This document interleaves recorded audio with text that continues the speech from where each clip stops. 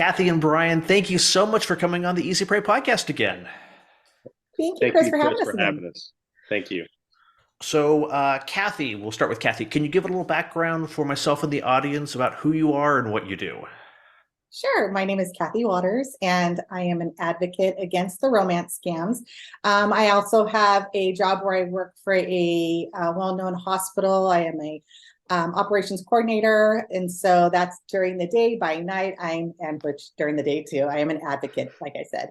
So I am married. I have two kids, and what more is there to say? I love my job. I love advocating for people and being a voice for many of the victims. Awesome. And Brian, your background. Sure, I'm a retired U.S. Army soldier, 26 years. I am married with four kids. Currently, I'm a defense consultant, and when I'm not doing that, I work with a couple of different groups. First and foremost is the advocating against romance scams. I'm trying to find justice for people who have been used and abused through the scam process and taken advantage of, and bring to light and educate folks that this is a real thing, a real crime that's being perpetrated on our society and across the globe by organized criminals. So that's what I do. And Brian, can you refresh the listeners' memory? We had you on about, I think about a year ago, your story and how you got pulled into this world. Sure. Yeah, that was I got into romance scams the old-fashioned way. As a victim, I was policing up my social media network, particularly LinkedIn, as I was getting ready to leave the Army, and someone reached out, and I thought it was probably reference a job opportunity, and it was a lady to tell me that she thought she'd been in a relationship with me for several weeks, and that she had sent some money to me so I could fly home to see her while I was on R&R leave out of Syria. I explained to her that that wasn't me. We had never spoken before, and she proceeded to send me lots of pictures that had been pulled off the internet, and a couple of plane tickets that had been doctored to look like my name, and I was coming to visit her. And she suggested I go on Facebook and search my name in the search bar there, and I did, and there were double digits of Bryan Denny's that popped up with exact same spelling, exact same photos, all fake profiles, or duplicates meant to scam and take advantage of people, and that's how I was introduced to the world of romance scams. Oh, and my understanding is it's still happening with your name and likeness today.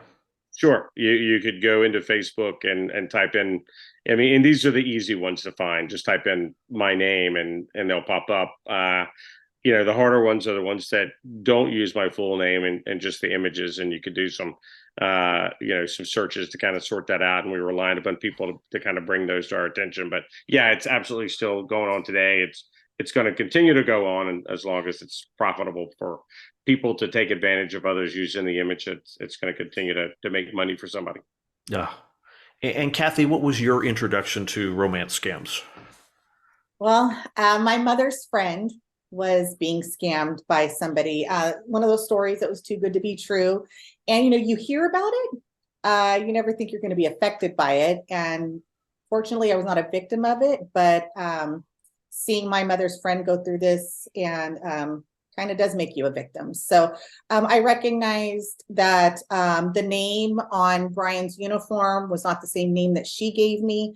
I looked more into it. I ended up finding Brian, just Googling his, Army Man Denny, which was the name on the uniform.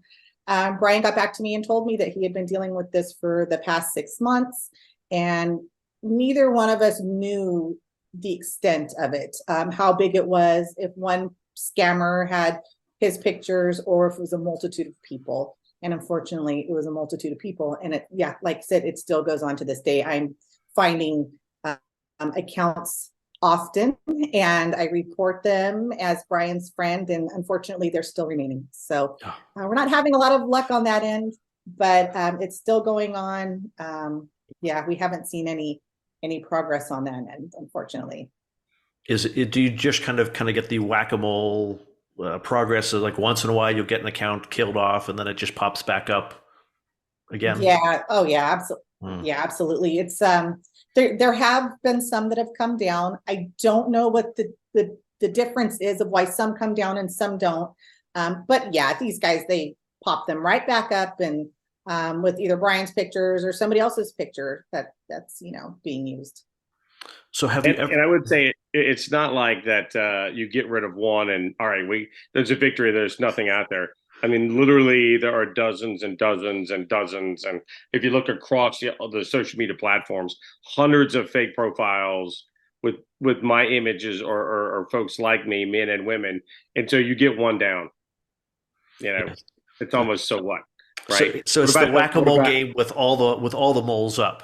Yeah, exactly. Yeah. No, that's a great analogy. When we were really working, and when Facebook, who is the social media giant that we really kind of tried to approach and kind of make a difference there. When at best we would have maybe a 33% success rate in reporting profiles and having something done with them, and so that meant for 33% that means okay, those are gone.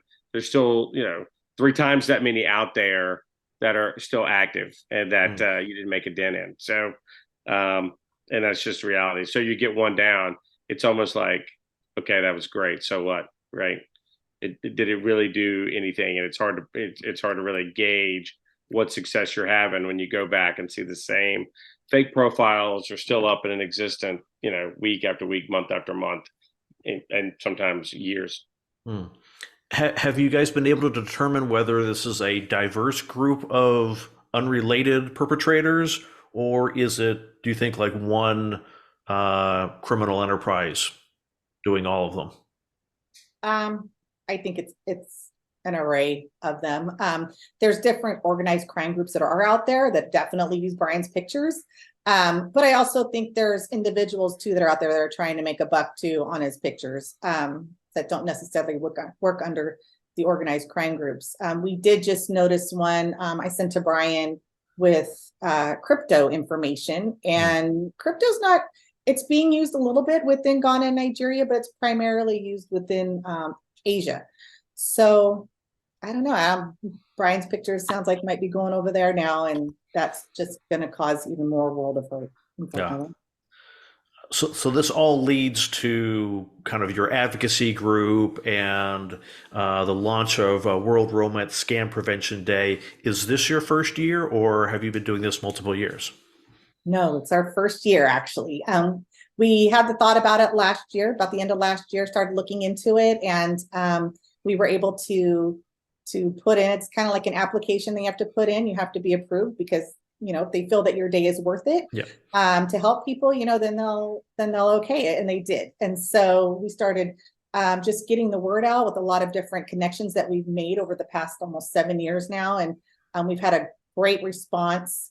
We've got sponsorships from AARP, Match Group, Electronic Caregiver.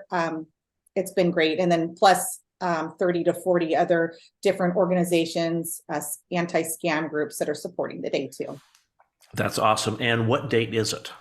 It's October 3rd. Awesome. And forever memorialized on October 3rd, right? Yes. Yeah. It's not like the first Monday of the month or something like that. It's No, specifically October 3rd. Mm-hmm. That's awesome. Yeah. Do you know how much what the current expected thought of losses from romance scams are?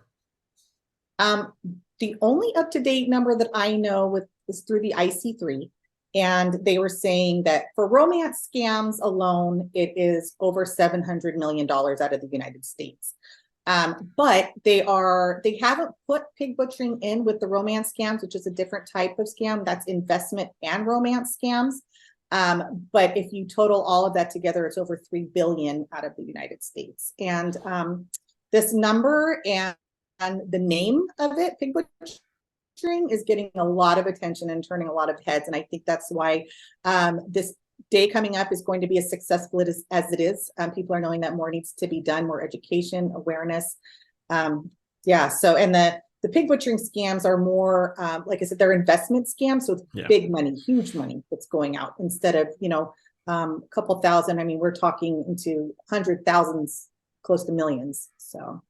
Yeah, I've definitely gotten WhatsApp messages, text messages, Facebook, LinkedIn, or probably less Facebook, more LinkedIn connections that really look like they're kind of all the fingerprints of pig butchering. For some reason, I can never get the scams to go far enough where they give me information personally, but but it's usually there's some fingerprints on it that look surprisingly like pig butchering. Oh yeah. Oh, absolutely. And a lot of them are through LinkedIn because that's where they're finding the money, the people, the successful, those in the the business community, I guess you could say, working for big corporations and stuff. And yeah, it's a great place for them to hunt down their next victims. Yeah, I get suspicious when the initial contact is, "Hi, I'd like to be your friend." Yeah. I'm like, yeah, no. This is for good reasons. I'm used to the ones of, "Hey, I want to pitch you a business idea. Hey, I can help you generate leads." Like, yeah, those are normal. But when I want to be your friend, you look like an interesting person. I'm like, Yeah. Trust me, I'm not that interesting. LinkedIn network. Yeah. So, we'll kind of flip the script here, and normally we kind of talk about what romance scams are, but let's talk about some of the myths that kind of the misconceptions about romance scams. You want to go, Brian? Yeah. I was perfectly happy to let you, since didn't you do a really good, I thought you did a pretty good TikTok. But okay, I'll go. I think one of the myths, and I'm not the TikTok wizard, but okay, so myths that involve romance scams. Well, one, I think people believe that who could fall for this kind of thing, and they really kind of downplay the victim and say, it's an educational thing or something like this. And I have found that that's just completely untrue, and it's almost like blaming the victim. I mean, it's I've seen men and women, in my case predominantly women, from all walks of life and all educational backgrounds that get taken in by this kind of thing. And so I don't believe that what your job, social standing, your status, or your the highest degree held really relates to romance scams. I think one of the underlying thing that I believe ties all the victims together is just being in an emotionally vulnerable part of their life. They've lost a relative, typically a husband, somebody they were close to, and they want to talk. And it doesn't have to be along those lines. I mean, it could be just somebody reaching out to have a conversation, have a connection, or emotionally vulnerable. That's the one thread that I see that ties most of the victims together. It's nothing else, economic status or educational level. I don't see that at all. And to think that is really the wrong way to look at it. So.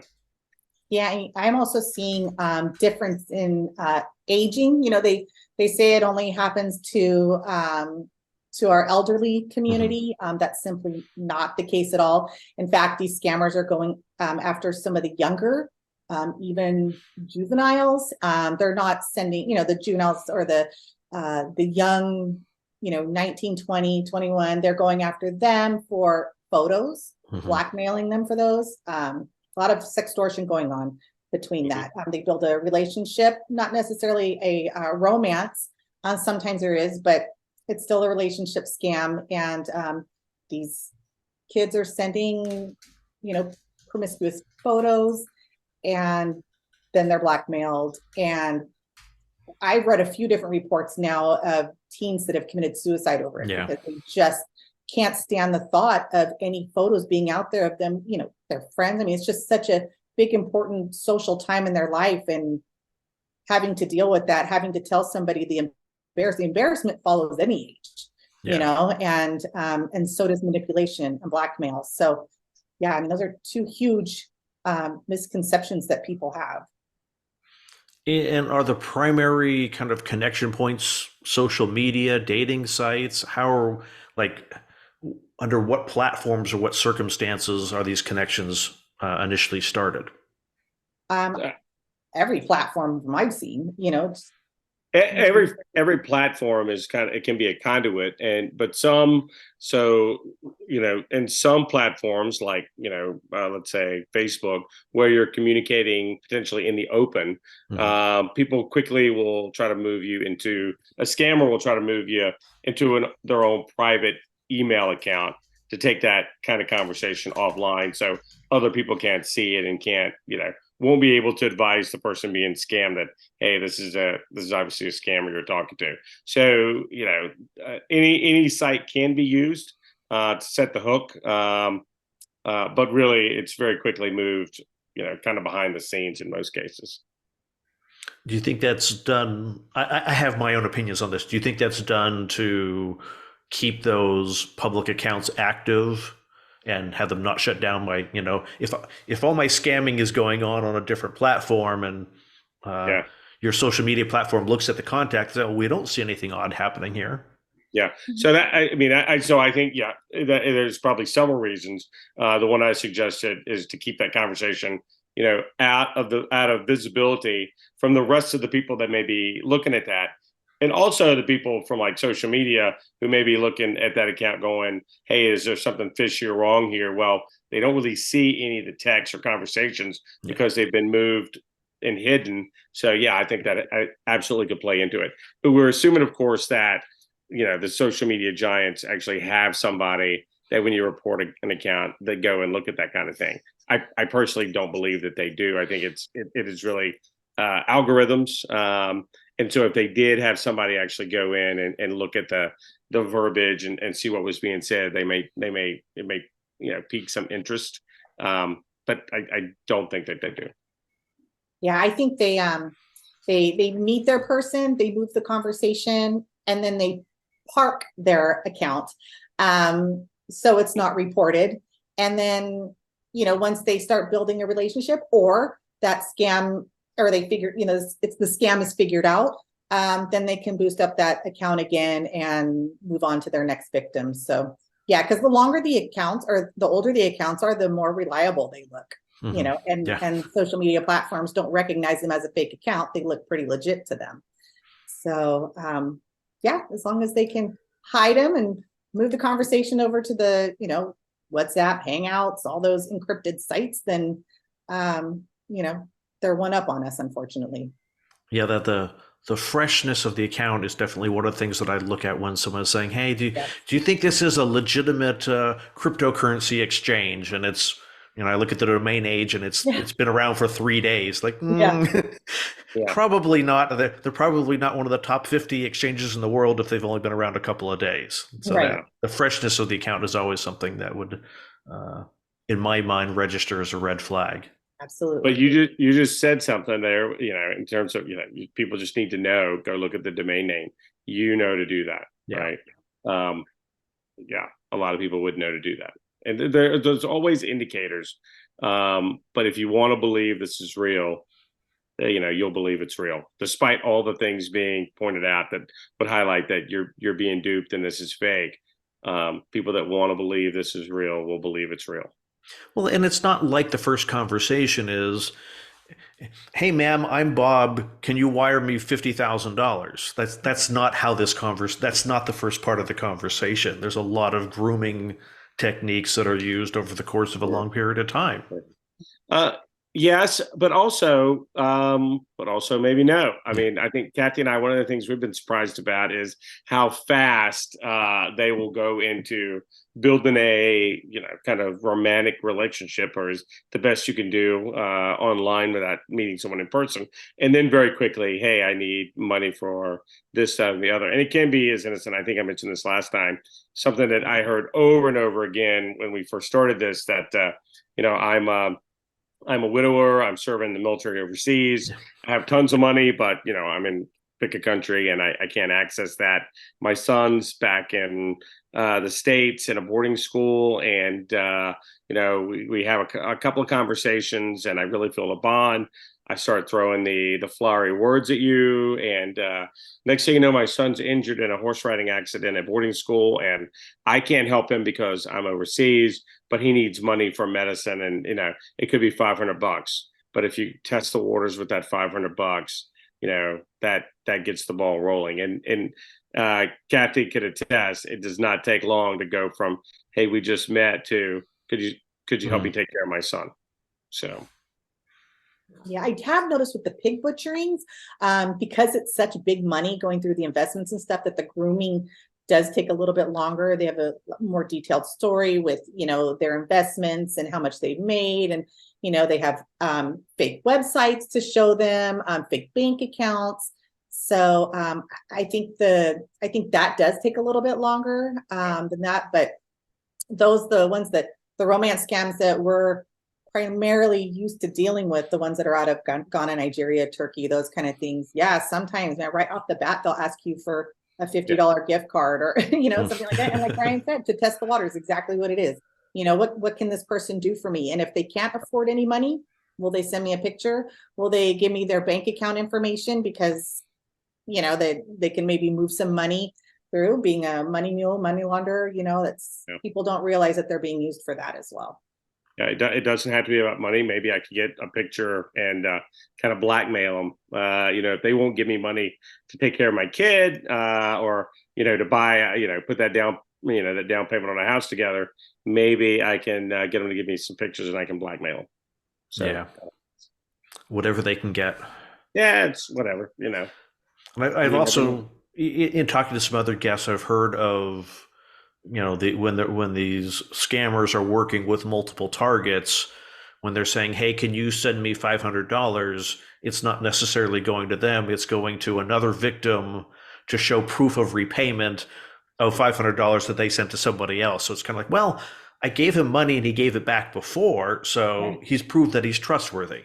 Right. Absolutely. But little do they know that when they're going to ask for the money back, and when they're doing that, they're moving the money for him, and money laundering begins. And people just don't know that. Yeah, that's it's crazy. So what are some of the things that we can do with respect to combating the stigma and shame? Because I think the more people that talk about what's going on, the more people it's gonna, oh, yep, I've seen that. Oh, that happened to me. The more people that are willing to talk about it, I think it makes it harder for the criminals to do this sort of thing. So what can we do to kind of combat the stigma and shame of this? I think the very best thing you can do is provide the education. And I really think that more people who belong within the mental health community would be fantastic to come forward and provide education and information, because a lot of people just think that victims hand over the money, and that's simply not the case at all. It's emotional and psychological abuse and manipulation. And like Brian said earlier about, these people are usually very vulnerable in a vulnerable part of time. And if they weren't, or in their life, and if they weren't in that spot, 2 weeks prior, maybe even the day prior, they would see a situation differently. And so I think it's very important that people understand the severity of the blackmailing and like the mental hijacking, we'll call it, that goes on within the scam. And I think if people understand that and see that, I think a lot of the stigmas would go away because of the scams, and you would actually find some compassion out of the majority of people instead of the minority of people. I mean, it sounds like one of the other things that we can do is, when we know we have friends or relatives that are going through an emotional time in their life, to make sure that we're involved and we're there for them. And hey, if you need anything, if you ever need to bounce anything off of me, I'm open, I'm available, and making sure that they have some sort of emotional connection during that time. And by all means, having that conversation with your loved one, your grandmother, mother, aunt, sister, and making sure that they know, hey, romance scams are a real thing. And this is kind of how they work and who they target. It's just, at an individual, very personal level, talking about that and letting them know that, to be on guard, to be aware of who they're talking to online. Yeah, I think we kind of it seems to make sense to us after there's been a natural disaster that we know that people showing up at our front door claiming to be contractors, we should be, do our due diligence and be skeptical about them.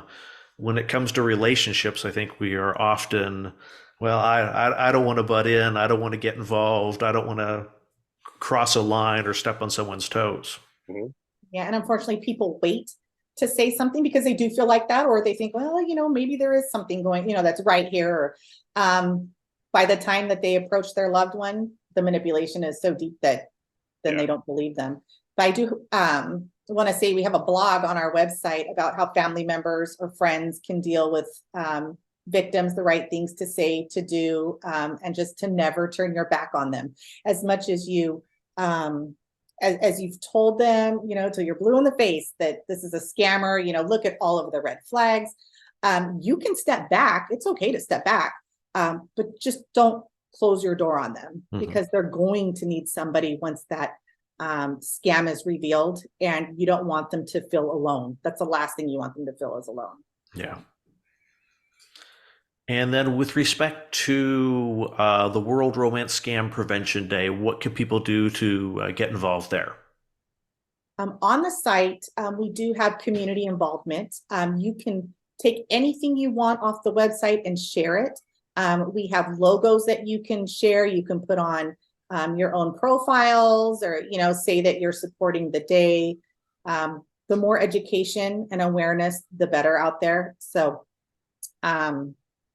there's a webinar that's going to be on October 3rd, and we're going to have a therapist, a pig butchering victim. We're going to have somebody come from Match Group, and another person from the FBI that's going to be talking about why it's important to report and the reporting process, because a lot of people get discouraged because they don't hear back from the FBI within a certain amount of time. And it's pretty crucial for these victims to know that it can be a year or two before they're approached, about maybe a claim that they had put in. And so we tried to focus on categories that maybe aren't talked about as much, like the red flags and the tips. And, we hear a lot about that, but we're not hearing kind of what's going on behind the scenes, law enforcement, big tech companies, that kind of thing. And the therapy that's so desperately needed after these scams. Our therapist, Kathy Wilson, that's going to be on, she has a support group primarily for romance scam victims, which is very rare. And so she's going to come and she's going to talk about, like the manipulation, the effects, and, where you can get the help. Awesome. And where can people find out if they said, I want to participate? I know this is coming up next week. Where can they go to get more information about it? So it's at protectingheartsday.com, and everything is there. It's actually October 3rd. So we have, we're a little over a month away, and that's, I can't believe how fast it's coming up. So we're working our tails off, that's for sure, to get things out and make people aware of the day, and hopefully as many people can attend the webinar. Awesome. And if they want to find more about advocating against romance scams, where can they go for that? That they would go to advocatingforyou.com, and it's just the letter U at the end, not YOU. Awesome. And if people want to connect with you, with the exception of Brian, because he doesn't want to connect with anybody on social media. Right. Kathy, if people want to connect with you and tell you their story and reach out to you personally, how can they get a hold of you? You can get a hold of me through either website. We are on Facebook, we're on LinkedIn, we're on Instagram. We're very, very easy to find and get a hold of, and I will get back to you if you write me back, or if you email me is probably the best. Awesome. And any closing thoughts before we wrap up today? So I was going to say, I don't know if you mentioned when Kathy spelled out our site name, it's the letter advocating for you. It's a U, not YOU. because there's now a fake site Oh no. that is run by Yeah. scammers to say, hey, yeah, I'm Bryan Denny and I'm fighting scammers, but I'm the real guy and I'm talking to you. And so when, folks reach out, like to my wife, for example, they're going, I'm in a relationship with your husband, a woman to woman, I want you to know this. And she goes, okay, great. When was the last time you met him? And they're like, well, we never actually met in person, but he's told me about, that people use him for scams and this kind of thing. But it's not me. I mean, I'm talking to the real guy. I'm not being Yeah. scammed. And and that is, and once they buy into that, there's nothing you can do really that's hard to shake somebody free of that. Because she's tried, I've tried, Kathy's tried, but that's how insidious it is that there are fake sites that are being used to show, yep, I'm well aware and I'm the real guy and I'm willing to talk to you, but it's a different spelling of our site, and that's kind of how you can root it out. So we will that make sounds sure to have the right one linked on the show notes. That way, if there's any question, go to the show notes, go there, and we could definitely connect you guys. Awesome. Thank you so Thank much for you. coming on the podcast today. No, thank you, Chris. We really appreciate it. Your time Thanks a lot, bud. helping us spread the word. You're very welcome.